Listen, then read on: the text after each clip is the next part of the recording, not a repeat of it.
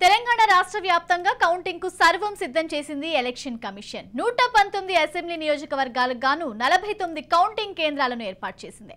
40 కేంద్ర కంపెనీ బలగాలు మూడంచెల భద్రతతో స్ట్రాంగ్ రూమ్లను కాపలా కాస్తున్నాయి. డిసెంబర్ 3వ తేదీన ఉదయం 8 గంటలకు కౌంటింగ్ ప్రారంభమవుతుంది. మొదటి అరగంట పోస్టల్ బ్యాలెట్ లెక్కింపుతో ఉంటుంది. ఆ తర్వాత ఈవీఎంల లెక్కింపు ప్రారంభమవుతుందని ఎన్నికల కమిషన్ వెల్లడించింది.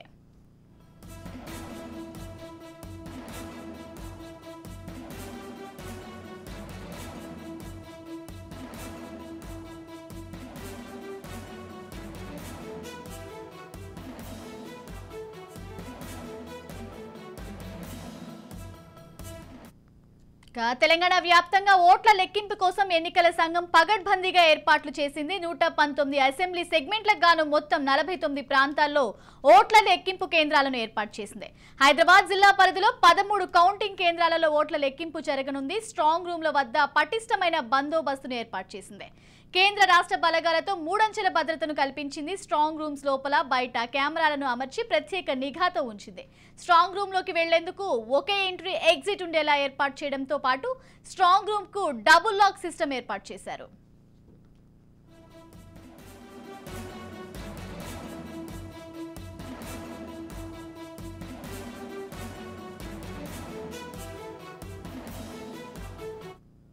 రాష్ట్ర వ్యాప్తంగా ఎలాంటి అవాంఛనీయ ఘటనలు జరగకుండా తెలంగాణ పోలీసులు భారీ భద్రత ఏర్పాటు చేశారు. ఒక్కో నియోజకవర్గానికి 14+1 చొప్పున టేబుల్స్ ఏర్పాటు చేయనుంది. ఎక్కువగా పోలింగ్ కేంద్రాలున్న నియోజకవర్గాల ఓటింగ్ లెక్కింపునకు అధికంగా టేబుల్స్ ఉంటాయి. కుకట్పల్లి, ఉప్పల్, మల్కాజ్గిరి, పటాన్చెరు ఈ 4 నియోజకవర్గాల్లో 400కు పైగా పోలింగ్ కేంద్రాలు ఉండడంతో ఈ నియోజకవర్గంలో 20+1 టేబుల్స్ ఏర్పాటు చేశారు. రాజేంద్ర నగర్, ఎల్బీ నగర్, షేర్లింగంపల్లి, మహేశ్వరం, మేడ్చల్ నియోజకవర్గాల్లో 500కు పైగా పోలింగ్ కేంద్రాలు ఉండడంతో ఇక్కడ 28+1 టేబుల్లను ఏర్పాటు చేసింది.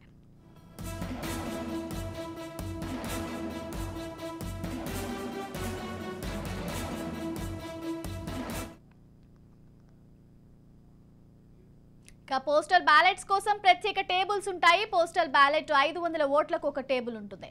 ఈవీఎం ఓట్ల లెక్కింపుకు ముందే పోస్టల్ బ్యాలెట్ ఓట్లను లెక్కించనున్నారు. ఉదయం 8 గంటలకు ప్రారంభమైతే ఒక్కో టేబుల్ కు 6 అధికారులు ఉంటారు. ఒకరు micro observer, counting supervisor, counting అసిస్టెంట్లు, ఇద్దరితో మొత్తం ఒక్కో టేబుల్ కు 6 ఉంటారు. ప్రతి ఈవీఎంను 3 సార్లు లెక్కింపు ఉంటుంది కాబట్టి ఫలితాలు ఆలస్యమయ్యే అవకాశం ఉంటుందని సీఈఓ వికాస్ రాజ్ తెలియజేశారు. మొత్తానికి పోలింగ్ ప్రశాంతంగా ముగిసింది. అదేవిధంగా కౌంటింగ్ సైతం ప్రశాంతంగా చేసేందుకు ఎలక్షన్ కమిషన్ అన్ని ఏర్పాట్లు చేసినట్లు ప్రకటించింది.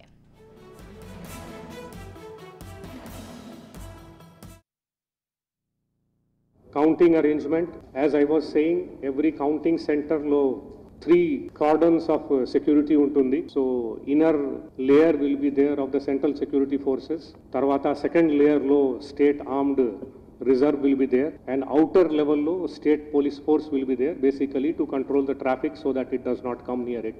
This is on the day of counting. Otherwise 2 layer will be there, CAPF and state force. CAPF in the inner cordon and outer cordon will be state armed force. 40 companies of CAPF have been deployed for guarding the EVM strong rooms and for the counting. So valu counting aye varaku akkade untaru. CCTV coverage is there of the strong room, which is footage is being shown to the candidates also or their representative, whoever is there.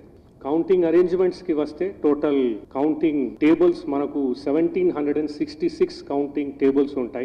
RO tables tarvata postal ballot tables 131 untai. Ippudu manaku postal ballot konta last time కంటే చాలా ఎక్కువ numbers వచ్చాయి. అందుకనే we may need additional staff and table for these places. So we are talking to our DOs and ROs based on the numbers. ఎక్కడైనా extra అవసరం ఉంటే we will request the ECI for the approval. If they approve then we will put more. అంటే ఇప్పుడు మీకు తెలుసు polling కొన్ని ప్లేస్లో చాలా హై పర్సెంటేజ్ జరిగినాయి. In addition to that of course కొన్ని constituencies low. In fact, most of the constituencies low. The number of candidates is high. So, andukane prati round of counting, ఇప్పుడు ఈవీఎం రిజల్ట్ బటన్ నొక్కితే 1 by 1 ఒక్కొక్క క్యాండిడేట్ది దాంట్లో కనపడతాయి. ఆ ఒక్కొక్క క్యాండిడేట్ది note చేయాలి, టాబులేట్ చేయాలి. టాబులేట్ చేసిన తర్వాత అంతా టేబుల్ వారీగా దాన్ని మొత్తం అన్నిటినీ టాబులేట్ చేస్తారు, అంటే సెంట్రల్ ఆర్ఓ టేబుల్లో. తర్వాత దాని మీద ఆర్ఓ గారు అబ్జర్వర్ గారు కనీసం 2 ప్లేస్లు అట్ ర్యాండమ్ మళ్ళీ చెక్ చేస్తారు. సో ఈ అంతా ప్రొసీజర్ కొద్దిగా డీటెయిల్డ్గా ఈసీఐ వారు ఎందుకు పెట్టారంటే ఏం